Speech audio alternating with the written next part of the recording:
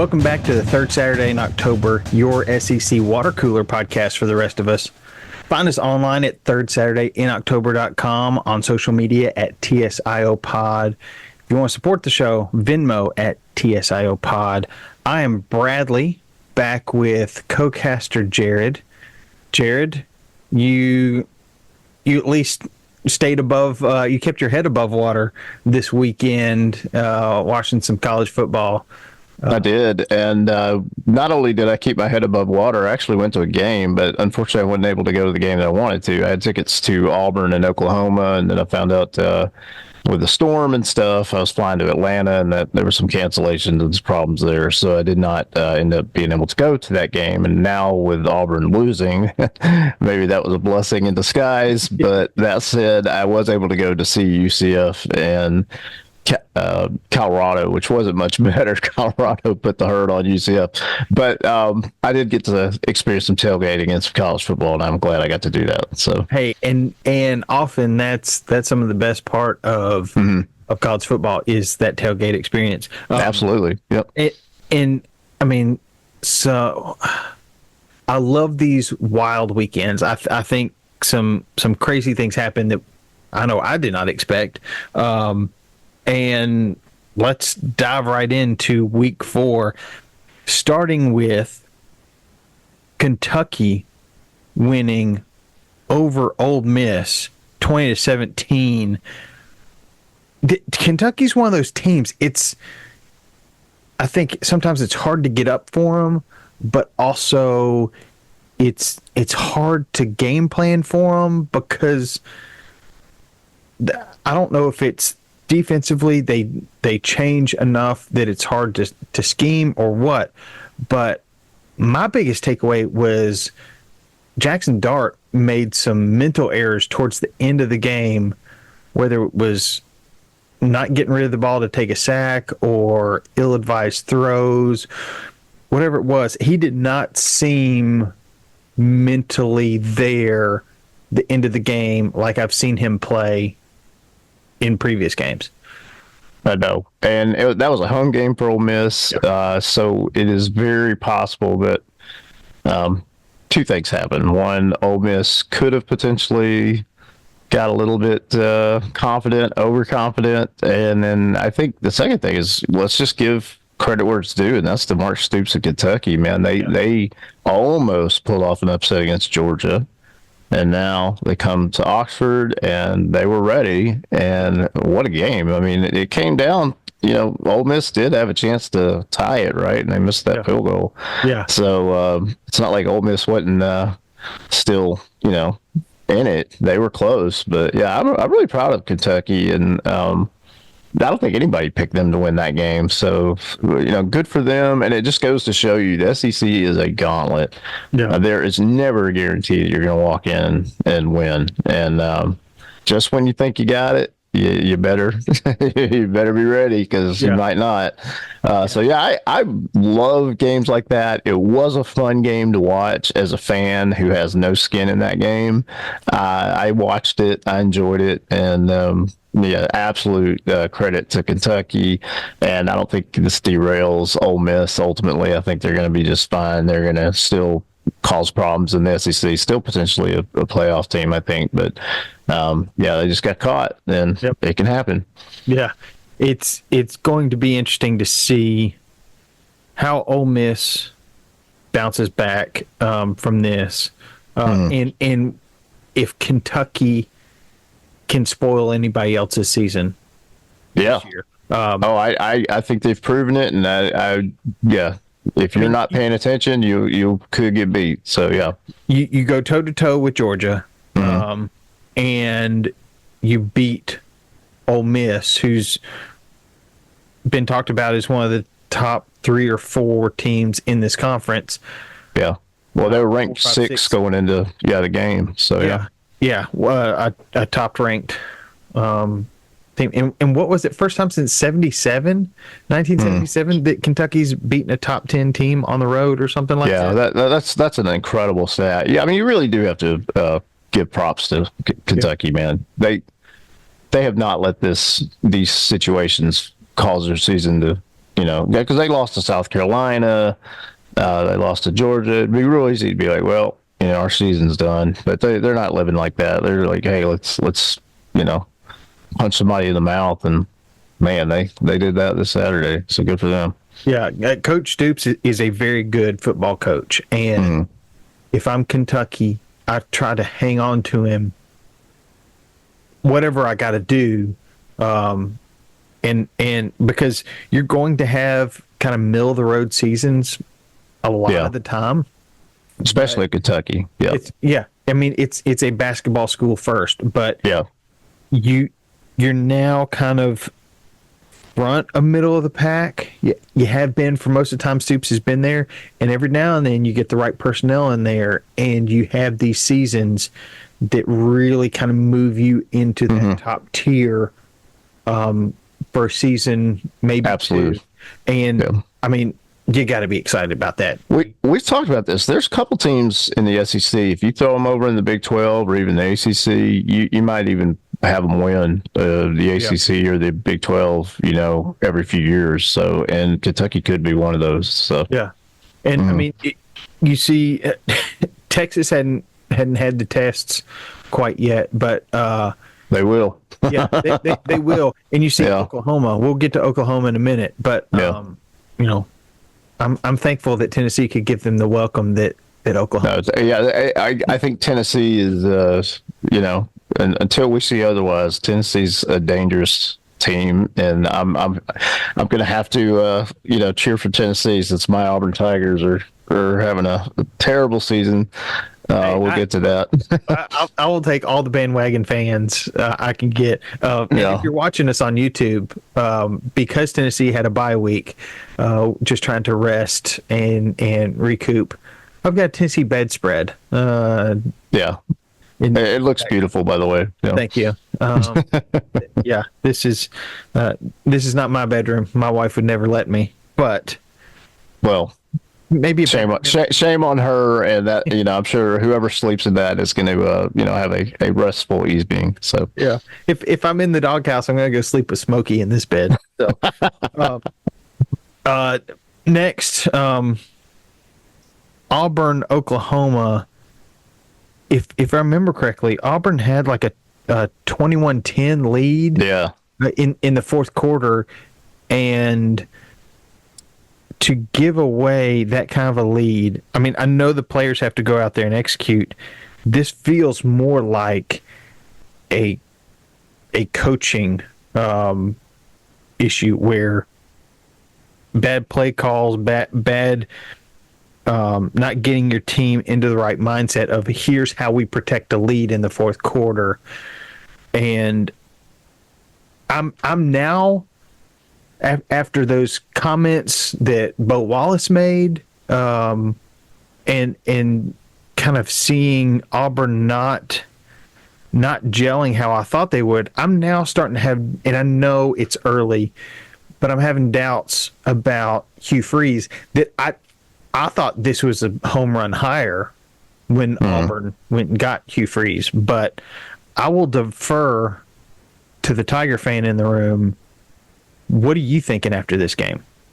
Well, obviously, any Auburn fan is heartbroken whenever Auburn loses. That's just how it is, and it's been a rough few years. So it's never fun, especially when you give away a game. We gave away the game to OU, but that said, the team, for the most part, played really well. There were mistakes, and I think Auburn's just snake bit to a degree. They are beating. As a Tennessee fan, we've been there. Yeah, they're beating themselves largely. It's less because when they stand toe to toe with some of these other opponents, you can look at stats and stuff, and you can see, hey, Auburn's actually winning a lot of these stats, except for turnovers and costly penalties and stuff like that. Some of that can be corrected. Some of that is just fluke. But I do feel like Auburn's forgotten how to win, and there's in a large part, this is a young team. I think they're, right now they really need to do whatever they can to get to that 6 wins if they can. get to that bowl game. That would be, I think, a win, sadly, for this season, and keep the recruits we've got coming in, keep the players that we have, hopefully from hitting the portal, because I do think we're a dangerous team in the future. But it's this is just part of the growing pains. It's only year 2 for Hugh Freeze, and Right. I'm not giving up on Hugh Freeze at all. I think Hugh is a great coach. I think he's done an outstanding job recruiting. I think we have, like I said, a lot of mistakes, a lot of problems, and we've forgotten how to win. But throughout history in sports, we have seen this play out with other programs, and one that comes to mind is Illinois. I mean, Brett Bielema. Yeah. He's, even though they lost to Penn State this weekend, they have done an outstanding job up there, and this hadn't happened overnight. It's something they've been, kind of methodically getting to. And it was hard to see them lose, and then see Alabama beat Georgia, which we haven't gotten to yet. But just it made me proud of those Alabama kids, but also I'm proud of Auburn. Like it's not easy to do this stuff, and Right. So I'm not down on the team. I'm not down on Hugh Freeze. I think there's some things that they got to go through right now, and this ultimately is going to maybe hopefully set them up to have enough the taste of the bitter to really show up for some of these other games. And I'm not expecting them to beat Georgia. I'm certainly not expecting them to beat Alabama, but man, it'd be really nice if they could kind of figure it out and stop beating themselves, and then they have a shot at winning some of these other games. So Yeah. And that's those. So, it's sometimes it's different feelings when you just get outmanned and when you beat yourself.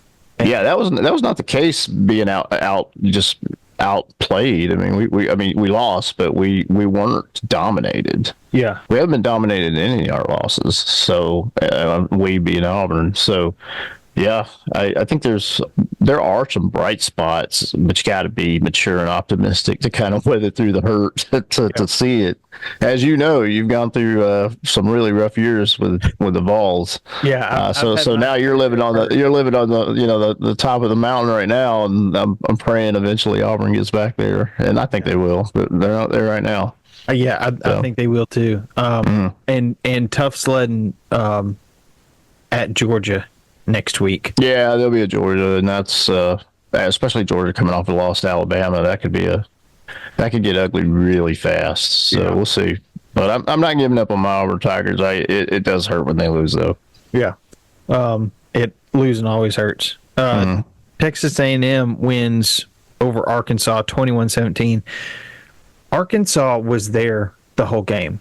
Yeah, leading or tied, I believe, until late, halfway through the fourth quarter.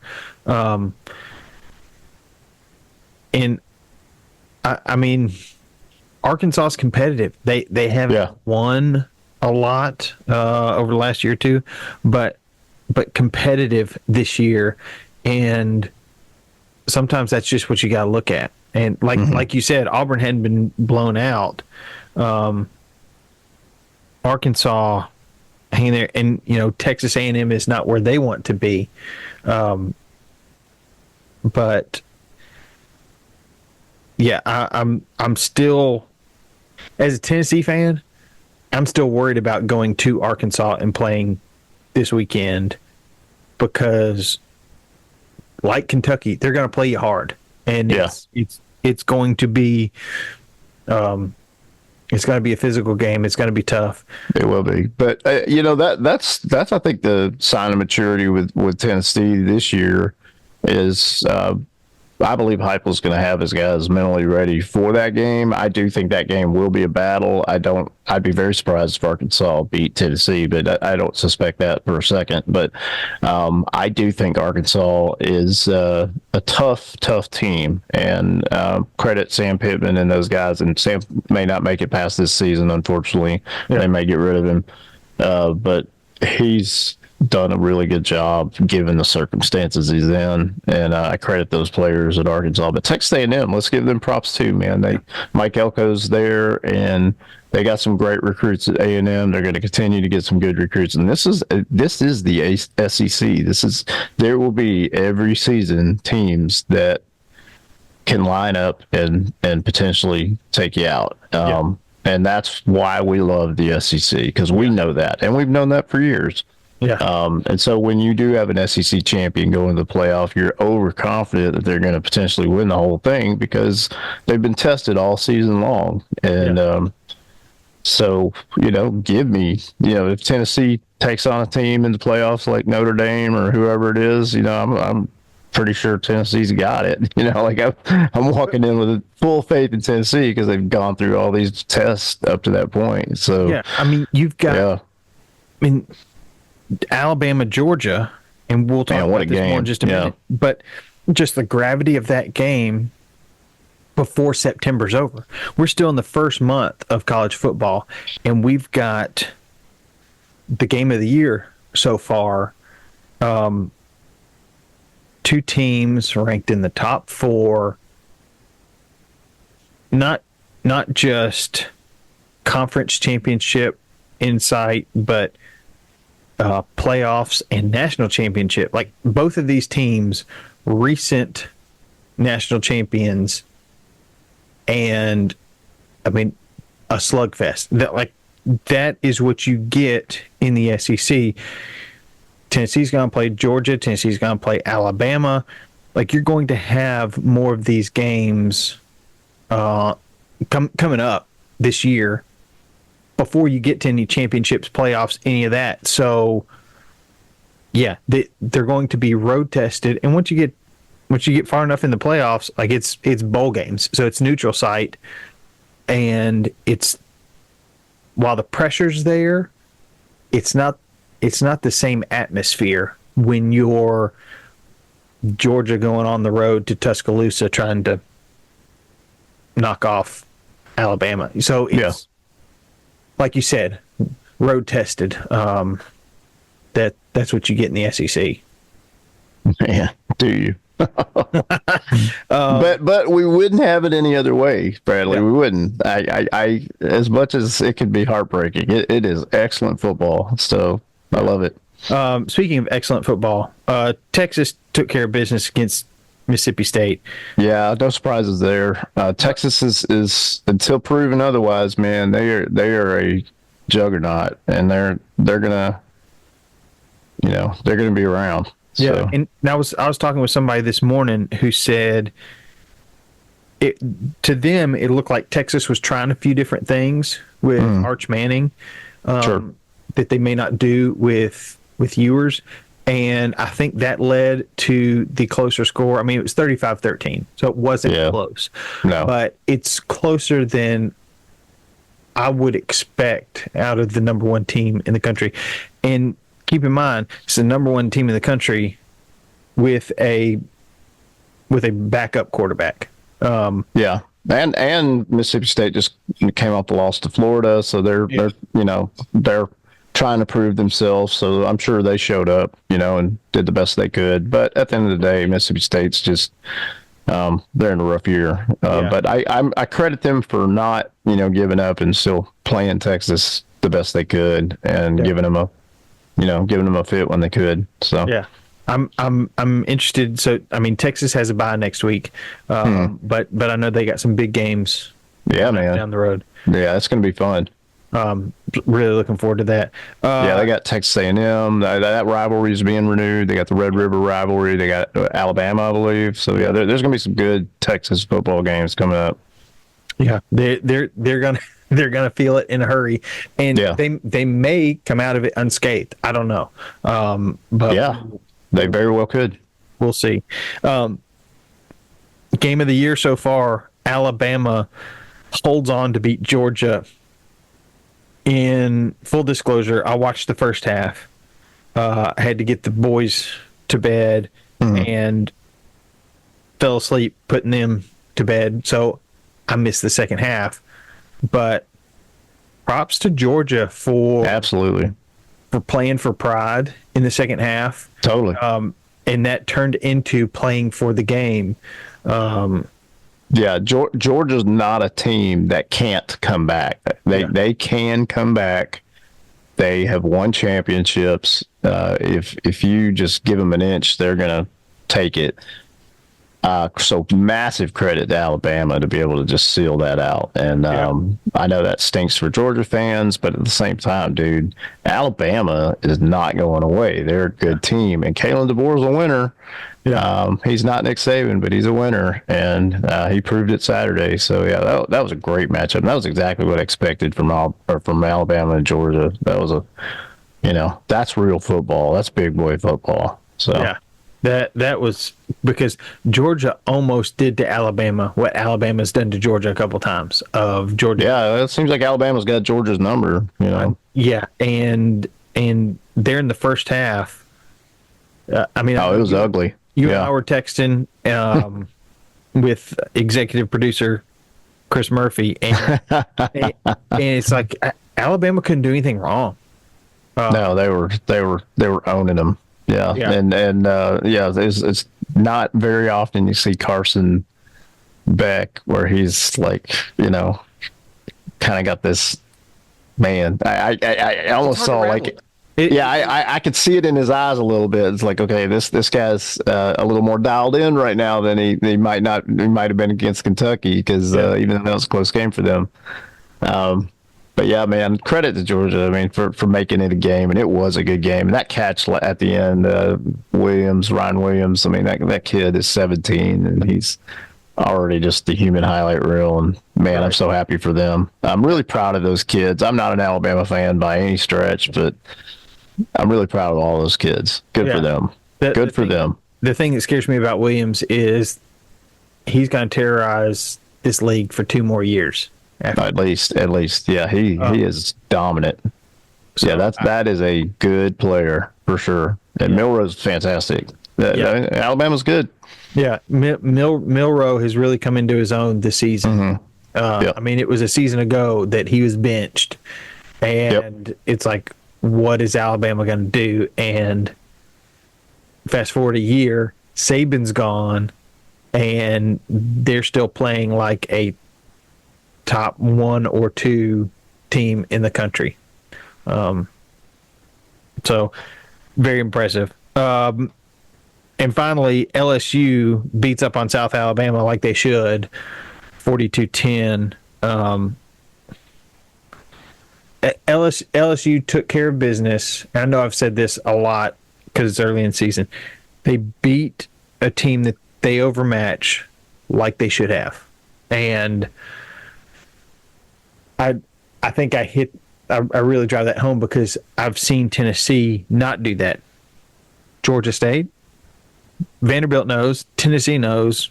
Sometimes you don't beat the teams that you're supposed to beat, and you should beat them in convincing fashion. LSU did that. Mm-hmm. They did, and LSU is not going away either. So we got some powerful teams. We got some teams that are sleeping giants. We've got all the things we need for a fun SEC season. I wish Auburn was at the top of that, but they're not. But yeah, it's great. I can't wait to see some of these games coming up. Yeah, we're now into conference play, and this is the part of the season that's really fun. Absolutely. And a couple things that just happened around the country. Interesting to see that Boise State, their running back, is insane. Phenomenal. He's got over 800 yards already. Fantastic. And Utah falling to Arizona.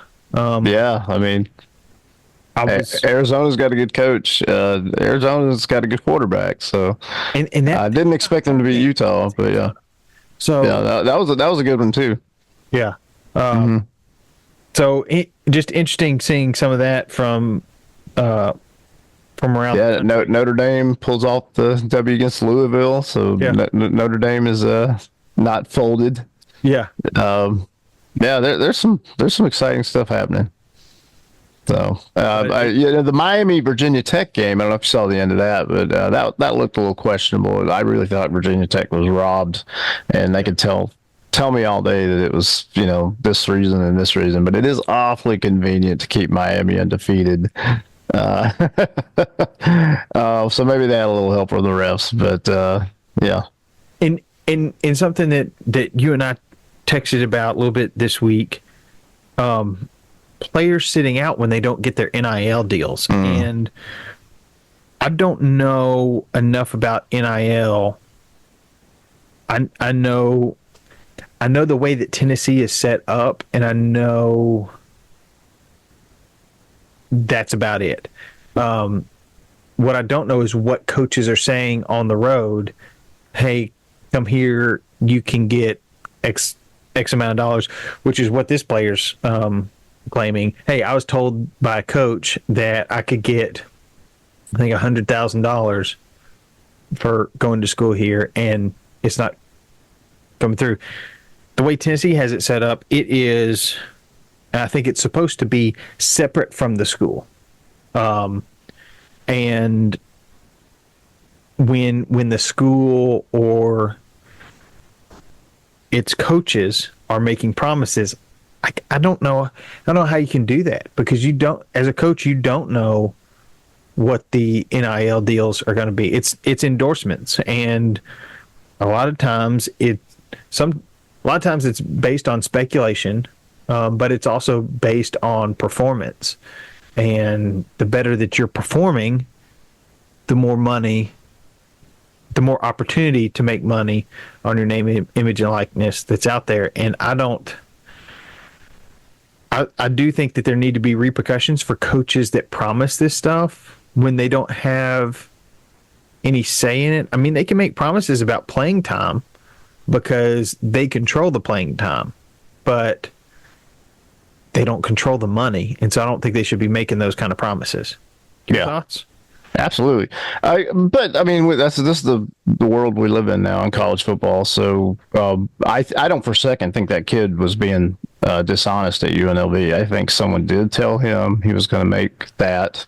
That money did not come together, and this was really his only way to fight it, so to speak, was to say, okay, I'm going to redshirt and sit out, and I'm going to call you out. And I have no reason to believe he's lying. I think he was told that. They can spin it however they want, but at the end of the day, he's going to hopefully salvage a year of eligibility and probably get some kind of good offer from a school that'll follow through.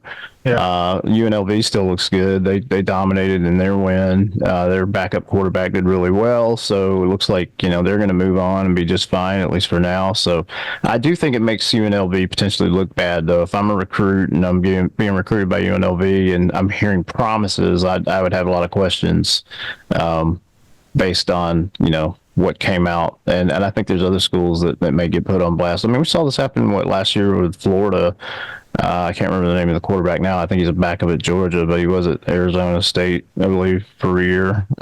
Anyway, but yeah, he was saying, and there's lawsuits and stuff. So so we've seen this. So even the SEC is not unscathed by this. We can think, well, this wouldn't happen at Tennessee, this wouldn't happen at Auburn, and but it did happen in Florida, so it can happen. This is the side of the game that's not so pretty, but hopefully, the NCAA, which I don't have a lot of faith in them, but somebody's got to figure out, how to fix this so it doesn't have a negative impact on these players, and it doesn't have a negative impact on the sport. But you're not a college football purist, so it's not going to stop us from watching. But I hate to see anybody be promised something and then that's not what they're getting. Yeah, and I mean, I could totally see something like this happening at Tennessee. I'm not sure that that's what coaches are talking about from Tennessee on the recruiting trail, but knowing that there are deep pockets from the Tennessee boosters, that's where a lot of this NIL comes from. it doesn't take much, and especially the way that these players know players, whether it's across town in high school or from different camps that they do. All these players communicate with each other, and I mean, they talk about what they're making. They try to recruit players to their teams to make their teams even better. So you can kind of get an idea for what somebody's making at another school across the country, or across state lines. It doesn't take a lot of homework, I don't think, in these circles. So very interesting to see how this plays out in the future. And one of the things is, I don't know how fast the NCAA is going to move on something like this, because we've seen that they move quickly on the wrong things and move slowly on the wrong things. So I don't know, but very interesting story. I agree. And so we'll have to keep tabs on that. Anything else that you saw this last week or this weekend of note? Like I said, I went to the UCF game and fully expected them to handle business against Colorado, and Colorado just put on a show. I don't know if that's partly UCF just still adjusting to the Big 12, or Colorado really, kind of stepping into being a better team. Yeah. I don't know. Maybe there's a little bit of both, but so I was disappointed for UCF because they were undefeated coming into the game. That's Gus Malzahn's team, and love to see them do well. And but at the same time, love college football, and sometimes you gotta take some losses, and it is what it is. So I'm actually going to another game this weekend. Actually, University of Florida. My wife's a Gator. Yeah. And they're playing UCF, so I get to see UCF back to back. So I'll be at Gainesville this Saturday. It's a night game there, and I've never been to a game at the Swamp, so I'm looking forward to it. Yeah, that should be interesting. So I expect a full report. Maybe that's Napier's last game. I don't know. Napier's last stand. We're gonna see what happens. Jared will be there. Yeah, I expect a full report on just the atmosphere at the Swamp. Totally. I know it's pretty electric, and especially being at night, that's going to be fun. Yeah, it will be. So, well, I'm glad we could be back together. I missed you last week. Last week was a fluke, but that shouldn't be happening too many weeks. So we were both traveling, which doesn't happen. Business calls. So. Doesn't happen too much, but glad to be able to talk college football with you again. Absolutely. Excited about this next week. And I mean, it's already flying by, but I love college football season. Absolutely, man. This is whenever, even the hurt of losing, the joy of college football. It's such a blessing. I'm glad we are in the season, and I'm having a good time watching. Yeah. Well, as we get ready for the next week, heroes come in all sizes and roll war Vols. Yeah, I got them all in there. Yeah. Well, we're gonna see how the season plays out. You might want to drop the war this season, but that's okay. All good. Awesome. Thanks, Jared. All right. Thanks, Bradley.